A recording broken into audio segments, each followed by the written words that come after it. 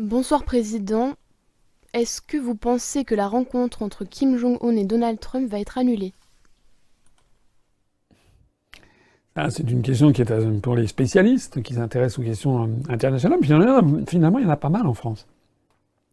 Contrairement à ce que l'on pourrait penser. Alors, j'ai eu l'occasion d'en parler dans l'entretien d'actualité, le dernier entretien d'actualité, donc je ne vais pas trop revenir dessus. Là, ces jours-ci, enfin ces dernières heures, on entendait parler de la cérémonie qui devait être présentée devant des journalistes étrangers, devant le site où sont menées les expérimentations nucléaires nord-coréennes dans une montagne au nord-est de la Corée du Nord. Et ce site devait être démantelé. En fait, il va y avoir sans doute, j'imagine, des explosifs, du TNT pour démolir la montagne. Voilà. On va voir, je ne sais pas. On va voir ce qu'il en est. En attendant, ce que je vois quand même, moi, c'est que, en effet, on a l'impression que ça tangue sacrément. J'ai déjà eu l'occasion d'en parler.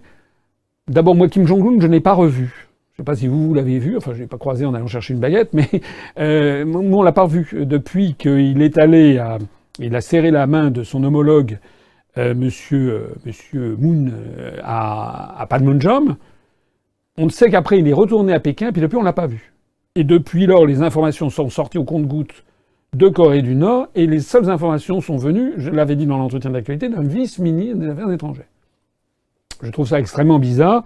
Je trouve extrêmement bizarre qu'un vice-ministre des Affaires étrangères dans un régime comme la Corée du Nord se permette de faire des déclarations en disant qu'ils n'accepteront pas l'argent des États-Unis, que l'idée de la rencontre est remise en question. J'imagine pas très bien comment ça soit possible qu'un vice-ministre des Affaires étrangères puisse dire ça, prendre le contre-pied du leader suprême de la Corée du Nord.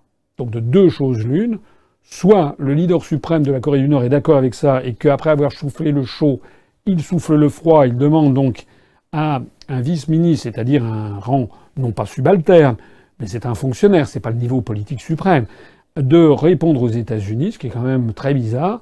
Soit, comme je l'avais évoqué, que peut-être Kim Jong-un aurait des difficultés intérieures. Moi, je l'ai pas revu, Kim Jong-un.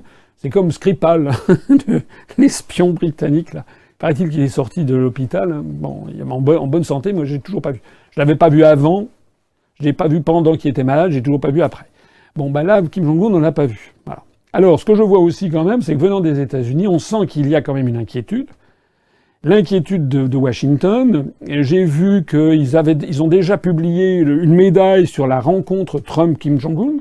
La Maison-Blanche a diffusé une médaille sur la rencontre prévue en juin, le 12 juin à Singapour. La Maison-Blanche a déjà sorti cette médaille. Je n'ai jamais vu.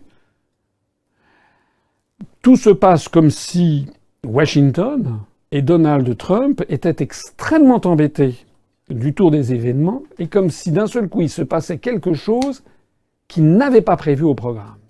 Un renversement de situation. Ce qui contribue à donner du crédit à ce que j'ai déjà dit depuis maintenant 2 fois, le fait que peut-être il y a un truc inattendu qui s'est produit, et ce truc inattendu, c'est peut-être que Kim Jong-un est mis en difficulté en politique intérieure. Il n'a jamais que, je crois, 34 ans, et il a, à mon avis, je le disais dans l'entretien, tout l'appareil d'État et l'armée qui ont été formés sous Kim Il-sung et sous Kim Jong-il. Il n'est jamais que le petit-fils d'une trentaine d'années, je ne sais pas.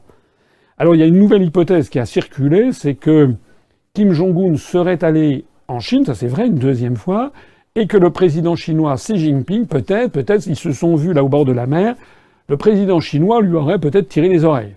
Je ne sais pas. En tout cas, ce qui semble-t-il, est arrivé, c'est que il y a le blocus fait par les Chinois à l'égard de la Corée du Nord aurait été très assoupli. Donc est-ce que finalement, c'est pas un jeu trouble aussi de Pékin qui trouve que décidément les États-Unis ont marqué trop de points et que Pékin aurait dit à Kim Jong-un attends, on va rouvrir les frontières pour que vous puissiez faire du commerce et pour ne pas étrangler la Corée du Nord, mais vous mettez la pelle à loup sur vos affaires avec les Américains, c'est possible aussi. Je crois, c'est sorti dans les quelques minutes là, ou quelques heures juste avant notre entretien en direct. J'ai vu une dépêche passer très vite. Je crois que les États-Unis ont décidé de faire des exercices militaires où ils ont exclu la Chine qui devait y participer.